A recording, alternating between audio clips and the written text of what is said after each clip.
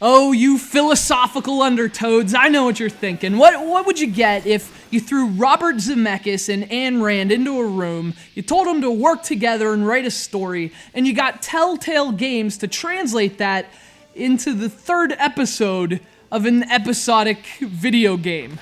Or you'd get Back to the Future, the game, Episode 3, Citizen Brown. And also, man, you come up with some pretty strange questions. That's like Biff Shrugged. Got everything under control. The third episode of Telltale's fantastic, mind-blowing, Derek freaking loves this, Back to the Future the game, Citizen Brown takes Marty McFly to perhaps the most interesting place he's visited yet, Hill Valley in the mid-'80s.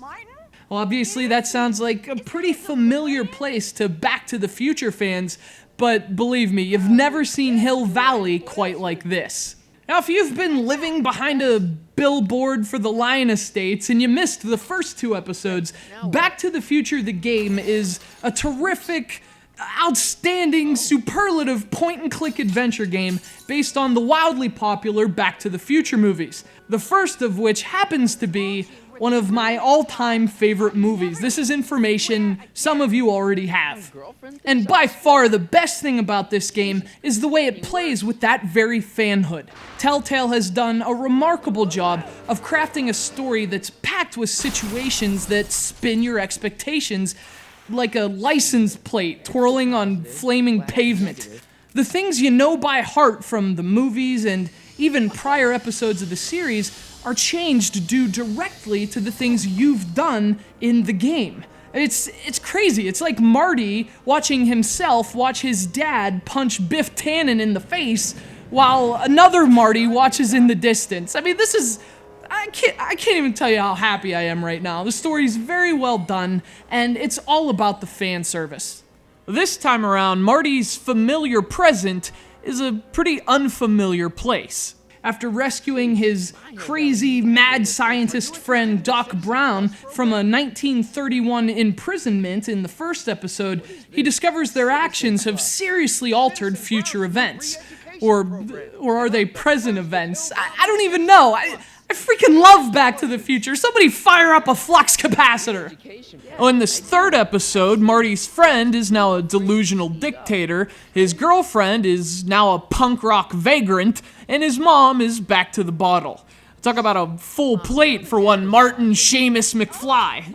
Now, Telltale has progressively taken more and more liberties with the Back to the Future characters as the episodes have continued, but in episode 3, they've perhaps gone further than ever. By this point, they've really made Back to the Future the game their own. And the best thing about that is that it works. And let's be honest, I mean, this stuff's no more of a stretch than Cowboys and Clint Eastwood.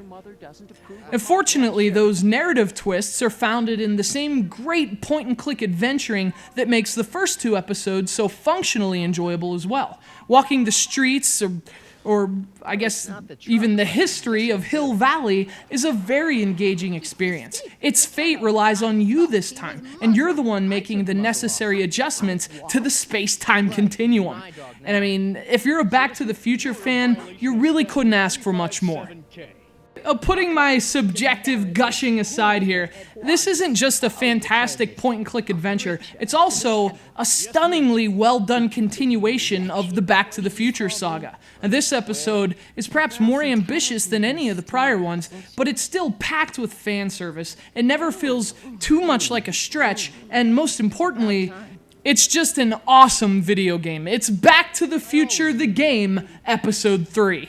And if you haven't already bought this, I mean, come on. Hello? Anybody home? Think! Undertoads, think! It's impossible. No, it's science. Your science, Doc.